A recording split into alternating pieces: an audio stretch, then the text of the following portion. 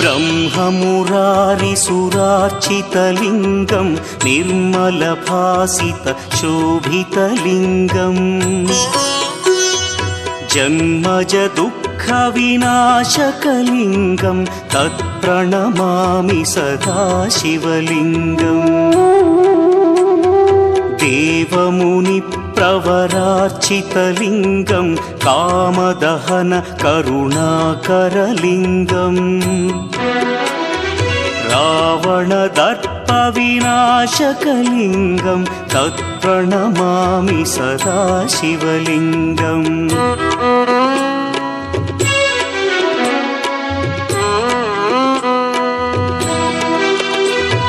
सर्वसुगन्धसुलेपितलिङ्गं बुद्धिविवर्धनकारणलिङ्गं सिद्धसुरासुर